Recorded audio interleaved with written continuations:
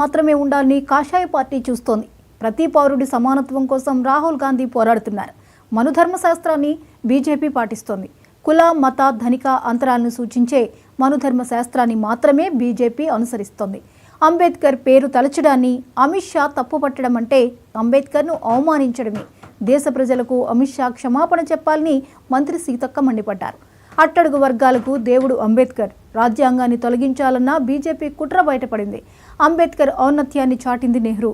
గాంధీ కుటుంబం అంటున్న మోడీ 3 సార్లు సీఎంగా 3 సార్లు పీఎంగా ఎందుకున్నారు? అంబేద్కర్ పేరు లేకుండా చేసే కుట్రతో బీజేపీ పనిచేస్తోంది.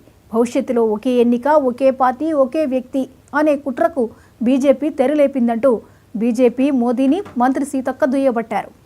ఇవాళ మీరు అధికారంలోకి వస్తున్నారు, మీ సీట్ల సంఖ్య పెంచుకుంటున్నారు తప్ప ఏ కులానికి, ఏ వర్గానికి, ఏ మతాలకు మీరు ఏం చేసింది లేదు. కేవలం రాజకీయ ప్రయోజనాల కోసమే రిలీజియస్ కొట్లాటలు మీరు తీసుకొచ్చిరనే విషయం సమాజం అందరికీ అర్థమవుతుంది.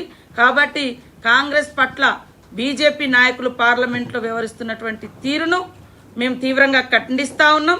అత్యంత జుగుప్సాకరమైనటువంటి మనుధర్మ శాస్త్రాన్ని ముందుకు తీసుకొచ్చి ఒక ప్రజాస్వామిక రాజ్యాంగాన్ని, ప్రజాస్వామిక హక్కులను కాలరాయడం కోసం ఇవాళ అంబేద్కర్ పేరునే లేకుండా చేయాలన్నటువంటి కుట్ర జరుగుతుంది. కాబట్టి సభ్య సమాజం ఆలోచించాలి. బీజేపీ కేవలం మతం తీసుకొచ్చేది ఏ మతం ప్రయోజనాలను కాపాడడం కాదు, కొట్లాటల ద్వారా ప్రజలలో అనైక్యత సృష్టించడం ద్వారా తాము ఐక్యంగా ఉండి వాళ్ళ పార్టీ, వాళ్ళ నేతలు, వాళ్ళ పారిశ్రామికవేత్తలు ఐక్యంగా ఉండి ఒకే ఎన్నికంట, ఒకే పార్టీ అంట, ఒకే ప్రధానమంత్రి, ఒకే మతము, ఒకే దేవుడు, ఈ సిద్ధాంతాన్ని తీసుకొచ్చే కుట్ర జరుగుతుంది. దీన్ని ప్రతి ఒక్కరు కూడా ఖండించాలని కూడా ఈ సందర్భంగా కోరుతూ, ప్రజాస్వామిక హక్కులు, ప్రతి ఒక్క హక్కులు కాపాడబడాలంటే ఈ భారత రాజ్యాంగం కాపాడుకోవాలి. మనుధర్మ శాస్త్రం రావాలంటే మన చెవులలో మళ్ళీ సీసం పోసే రోజులు వస్తాయి.